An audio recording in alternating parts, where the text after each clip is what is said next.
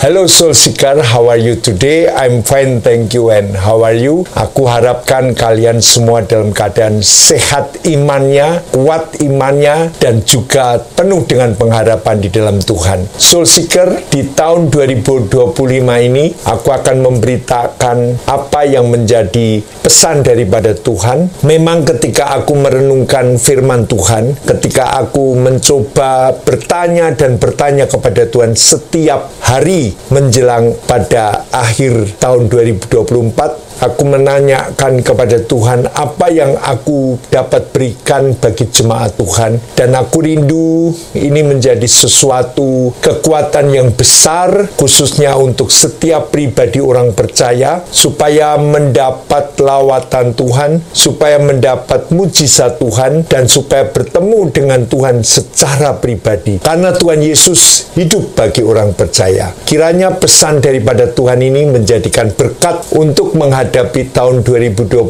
ini, supaya engkau melihat bahwa Tuhan ada besertamu. Puji nama Tuhan, kiranya Tuhan memberkati, dan nantikan pemberitaan firman Tuhan ini dari Think of Soul Channel.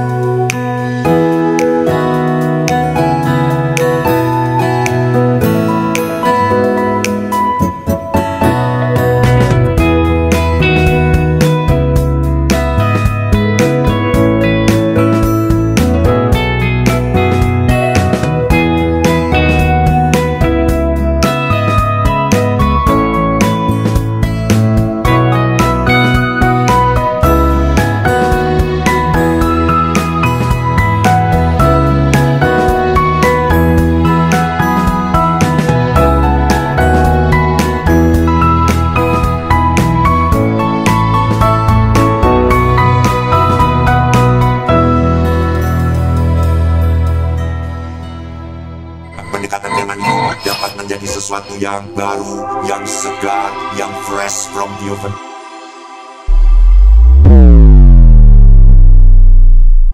Soul Seeker, sebelum aku memulai memberitakan firman Tuhan, alangkah baiknya kalau aku mendahulukan doa, supaya apa yang aku sampaikan kiranya boleh menjadi berkat bagi setiap orang percaya yang menantikan, yang menonton di Think of Soul Channel. Tuhan Yesus, aku mengasihi firman-Mu Tuhan. Aku tidak akan dapat hidup tanpa firman-Mu Tuhan. Sesungguhnya aku diciptakan oleh karena firman-Mu. Aku menjadi bertobat dan hidup baru juga karena firman-Mu. Tuhan, apa yang ingin ku sampaikan kiranya boleh menjadi berkat di hati setiap orang percaya, karena Tuhan sudah mendahulukan apa yang menjadi rencana Tuhan yang besar dalam hidup kami secara pribadi. Berkati Tuhan firman ini, karena hamba-Mu hanyalah hamba Tuhan biasa, manusia biasa yang tidak luput dari kesalahan dan kelemahan.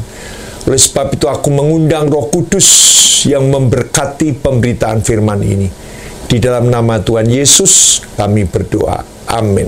Soul Seeker, membaca peristiwa ajaib dari para saksi-saksi iman di dalam kitab Ibrani, khususnya di pasal 11 ayat 29 yang mengatakan, karena iman maka mereka telah melintasi Laut Merah, sama seperti melintasi tanah yang kering, sedangkan orang-orang Mesir tenggelam ketika mereka mencobanya juga. Soul Seeker, penulis kitab Ibrani menuliskan ini jika iman daripada Musa dan iman orang Israel yang mana menggerakkan mujizat Tuhan sehingga laut terbelah dan mereka dapat menyeberangi Laut Merah itu. Membahas kisah Musa membelah Laut Merah menjadikan proses bentuk pemikiran demitologisasi. Demitologisasi adalah sebuah pendapat pendekatan hermeneutiks untuk menafsirkan teks-teks klaim-klaim secara historis, secara sosiologis, dan kosmologis dari ajaran-ajaran filosofis dan teologis serta etika. Dan jelas ini harus membuang jauh-jauh pemikiran mitos terhadap ayat tersebut. Soul Seeker, jika kita menjadi pembaca ayat ini dan berada di tahun 2024, apakah dengan imanmu juga dapat mempercayai peristiwa-peristiwa yang akan datang, yang dapat kamu alami secara pribadi di tahun 2025 ini?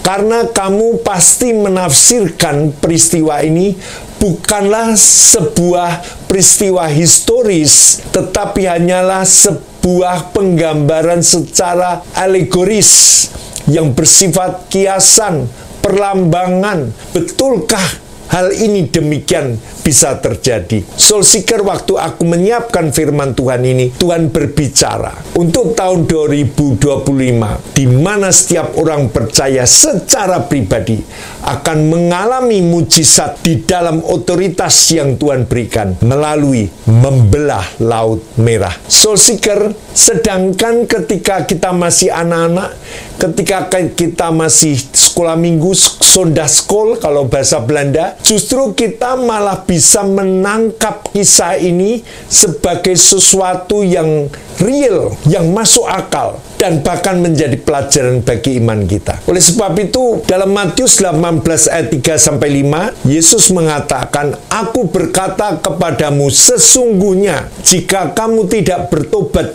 dan menjadi seperti anak kecil ini, kamu tidak akan masuk ke dalam kerajaan surga." Menjadi seperti anak kecil yang mudah percaya, yang tidak meragukannya sama sekali. Itu yang Tuhan minta.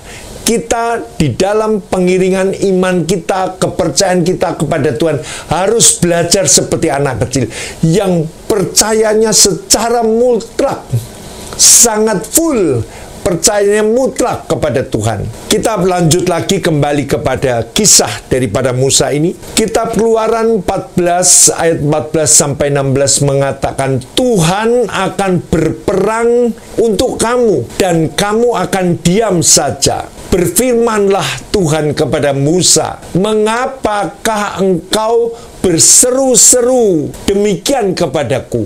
Katakanlah kepada orang Israel supaya mereka berangkat, dan engkau angkatlah tongkatmu dan ulurkanlah tanganmu ke atas laut dan belalah airnya, sehingga orang Israel akan berjalan dari tengah-tengah laut di tempat yang kering. Soul Seeker, kita menyoroti ayat yang ke-14 di mana Tuhan mengatakan Tuhan yang akan berperang untuk kamu dan kamu akan diam saja. Mengapa Tuhan yang berperang atas kita untuk melawan musuh kita? Soul Seeker, aku akan menjelaskan secara seksama mengapa Tuhan yang menggantikan kita untuk berperang.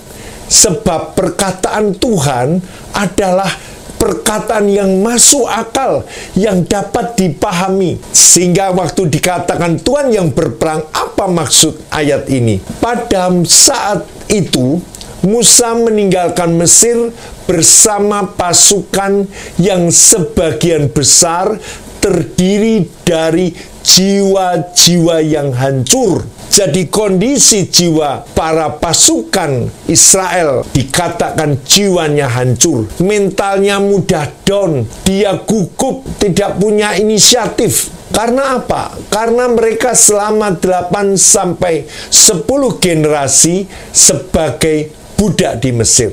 Jadi secara fisik mereka tidak siap untuk berperang.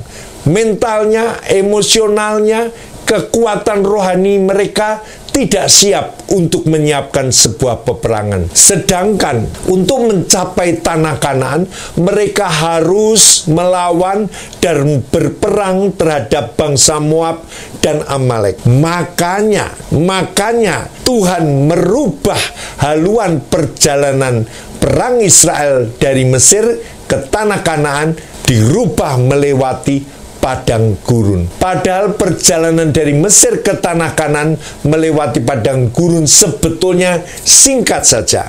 Namun Tuhan mengarahkan kaki mereka berputar ke arah selatan selama 40 tahun.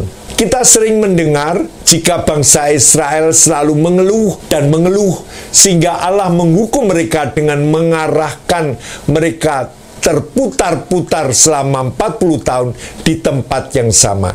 Rasanya ini terlalu minim, terlalu sedikit informasi secara historisnya.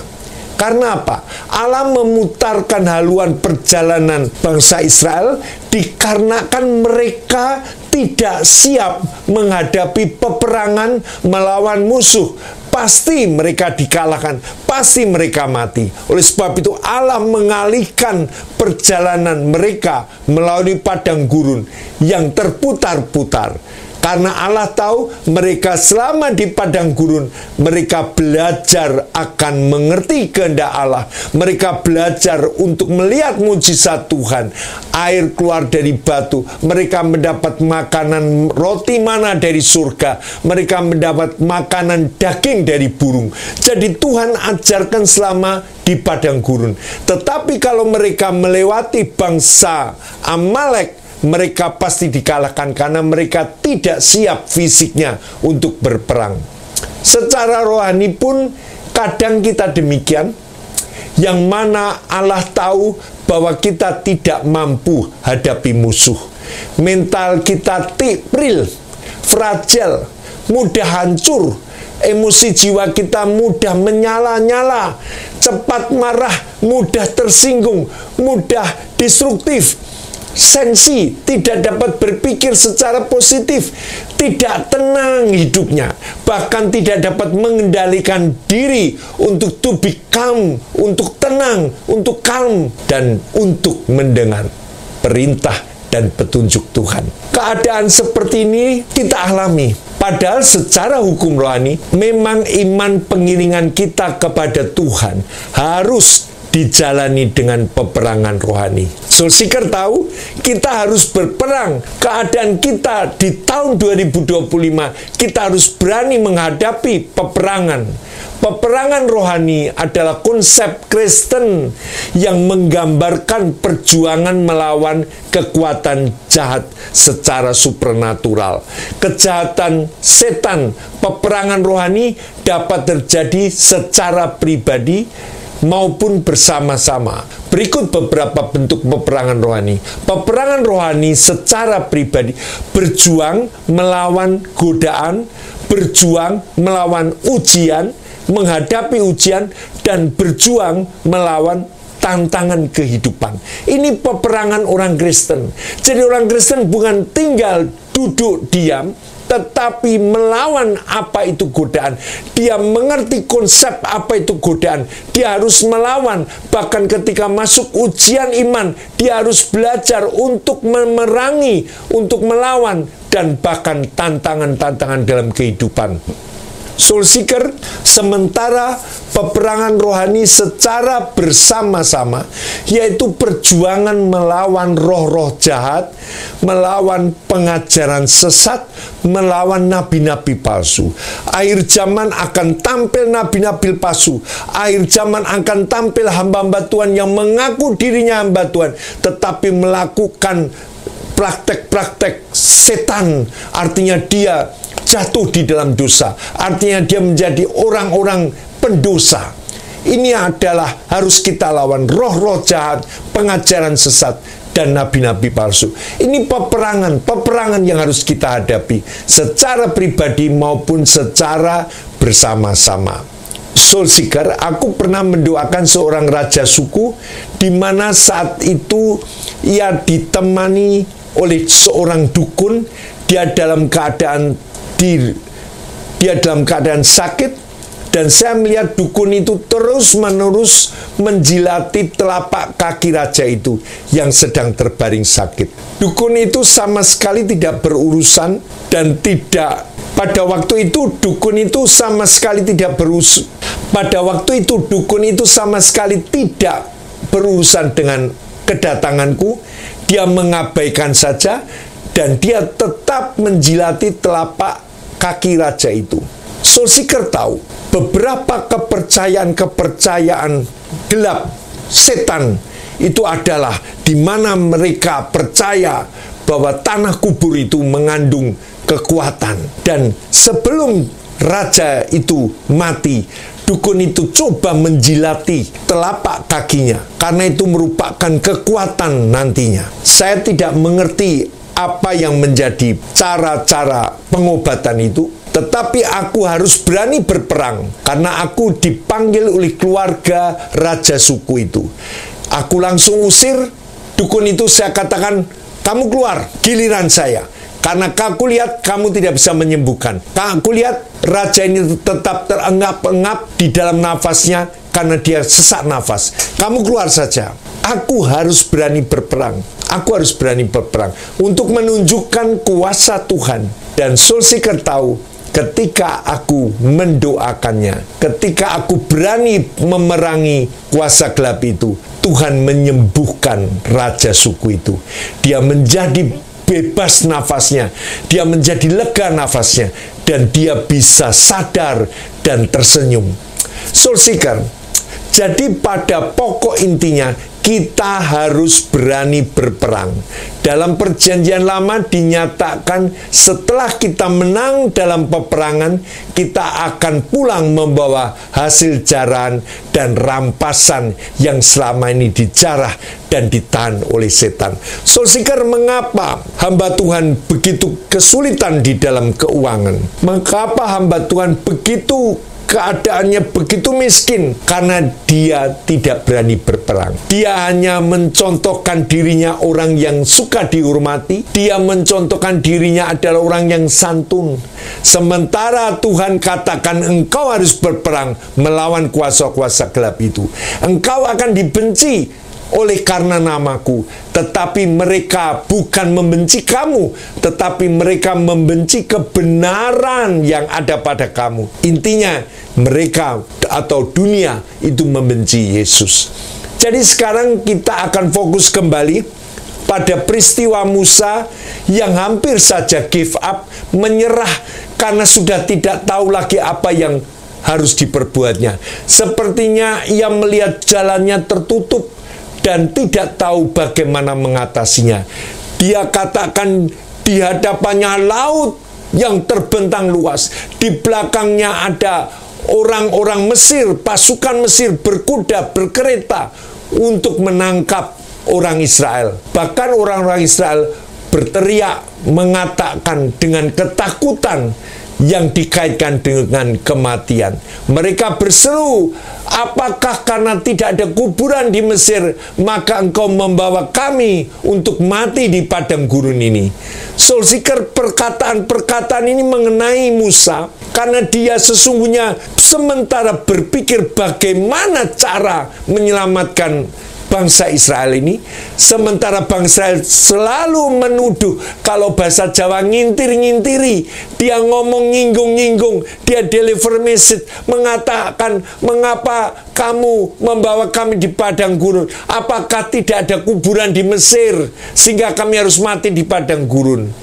Soul Seeker, kembali aku bacakan dari kitab Keluaran 14 ayat 14 sampai 16. Tuhan akan berperang untuk kamu dan kamu akan diam saja. Berfirmanlah Tuhan kepada Musa, mengapakah engkau berseru-seru demikian kepadaku? Katakanlah kepada orang Israel supaya mereka berangkat, mereka berjalan, dan engkau angkatlah tongkatmu dan ulurkanlah tanganmu ke atas laut dan belahlah airnya, sehingga orang Israel akan berjalan di tengah laut di tempat kering.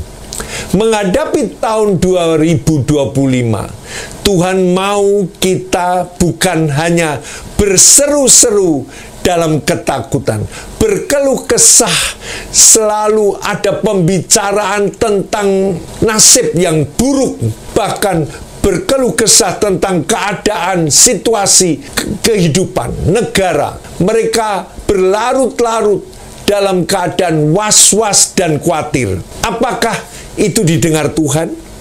Ketika terus kita berkeluh kesah, Tuhan ini gimana tahun 2025? Kami tidak tahu caranya. Kalau kamu hanya mendengarkan kabar dari dunia, engkau akan takut. Kalau kamu hanya mendengarkan kabar dunia, tahun 2025 akan jadi begini dan beginong, engkau akan menjadi khawatir.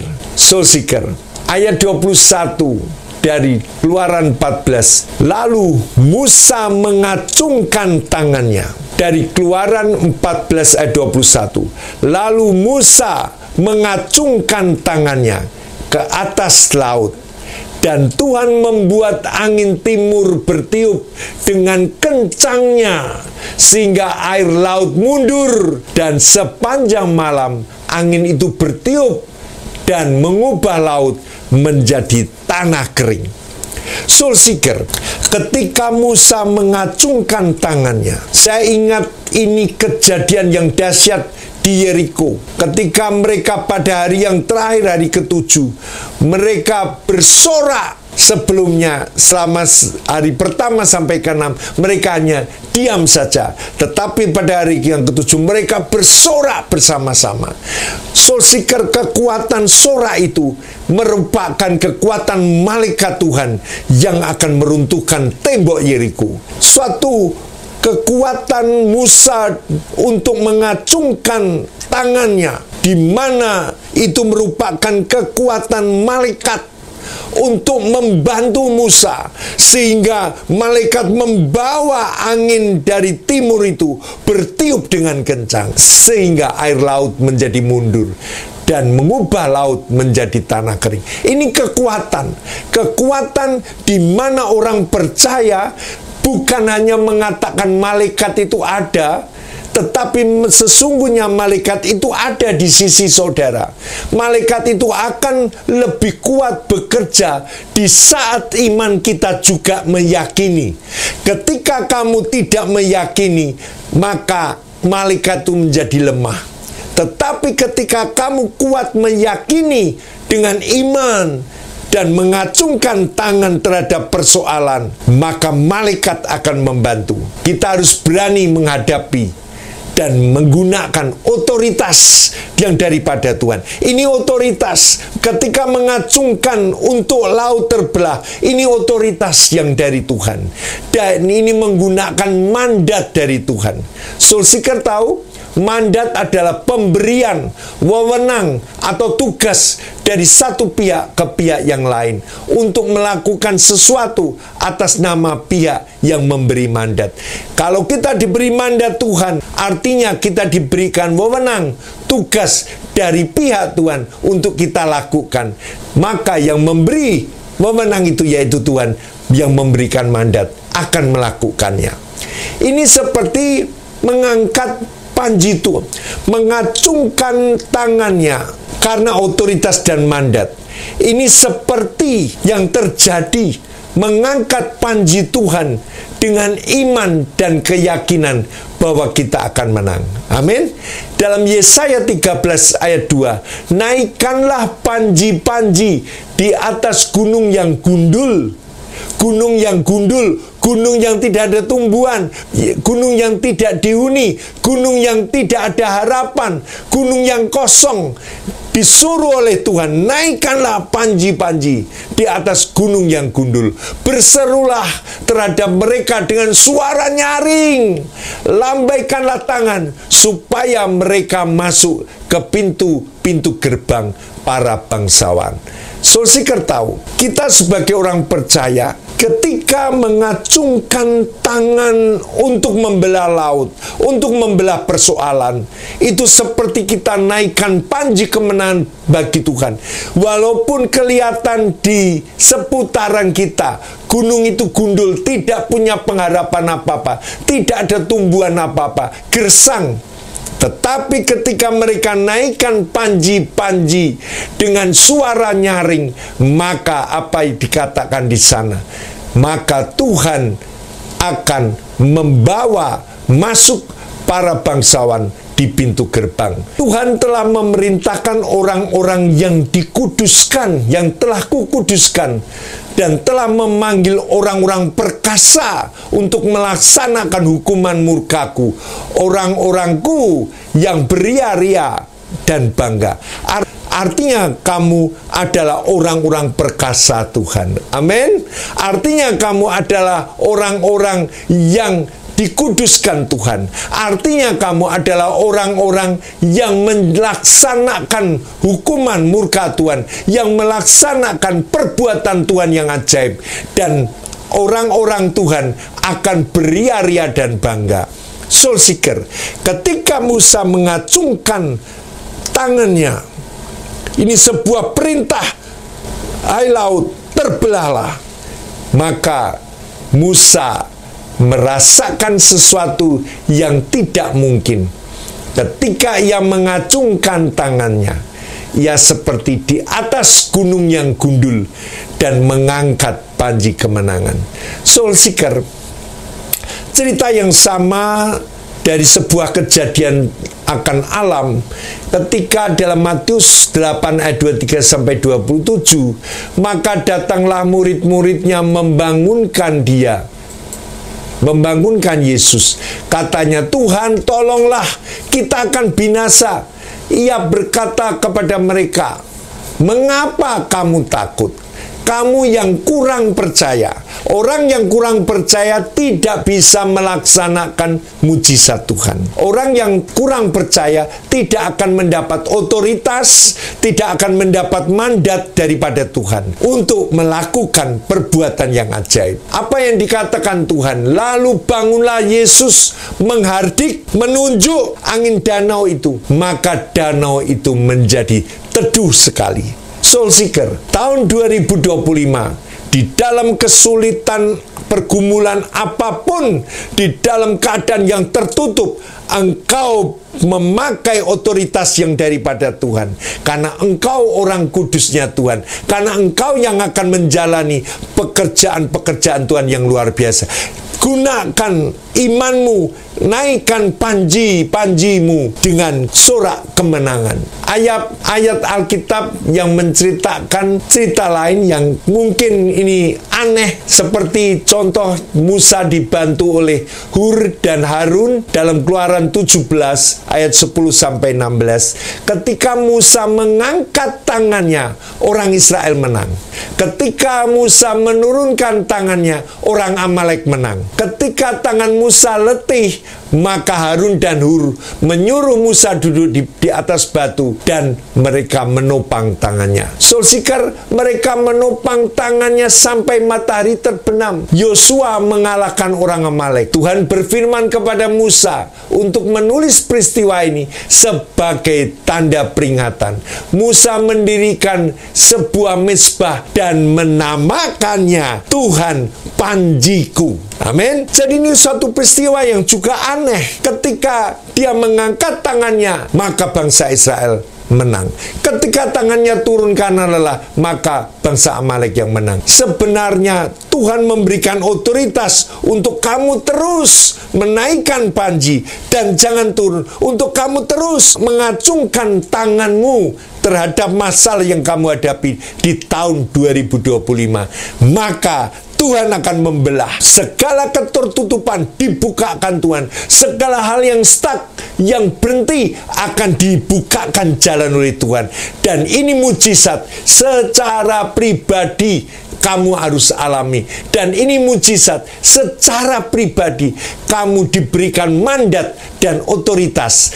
Tahun 2025 akan menjadi tahun kemenangan, menjadi panji-panji yang kita naikkan di atas gunung yang gundul. Tetapi kita mendapat kemenangan karena kita naikkan panji itu dengan iman, dengan keyakinan full heart.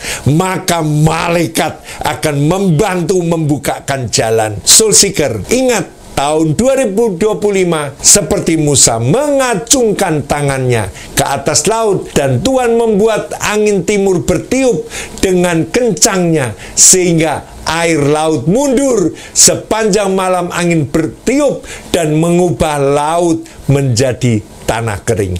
Soul Seeker, tahun 2025, maka mujizat Tuhan akan meniup dengan kencangnya, sehingga segala sesuatu yang menutupi berkat, menutupi kesehatanmu akan mundur, dan sepanjang malam mujizat itu terus berlangsung, malaikat itu terus bekerja sampai air laut menjadi kering, sampai kita dijawab Tuhan dengan apa yang kita inginkan.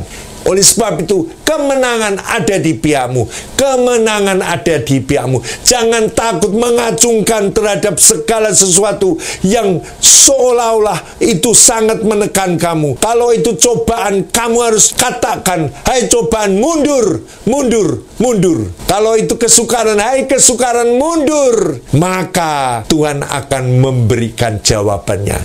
Tapi engkau harus pakai otoritasmu. Engkau harus pakai mandat yang Tuhan berikan bagimu. Engkau tidak boleh takut. Engkau harus berani berperang. Engkau harus berani naik di atas gunung yang tidak ada harapan, yang gundul itu. Tetapi engkau menang karena engkau berani mengacungkan tanganmu untuk berkata, hai persoalan, mundur. Hai segala keruwetan, mundur. Maka Tuhan akan memberikan mujizat bagimu. Puji nama Tuhan, kiranya tahun 2025 adalah tahun penuh mujizat, tahun di mana Allah membelah apa yang menjadi ketertutupan, dan mujizat Tuhan berlangsung pada dirimu sendiri, bukan secara rombongan, pada dirimu sendiri. Nantikan mujizat Tuhan berlangsung. Lakukan apa yang Tuhan mau. Acungkan tanganmu untuk membelah persoalan. Puji nama Tuhan, kiranya jadi berkat. Haleluya, amin. Sampai jumpa, Tuhan memberkati. Havenu Shalom Alaihim. Naikkan panji bagi Tuhan. Acungkan tanganmu. Haleluya. Puji nama Tuhan.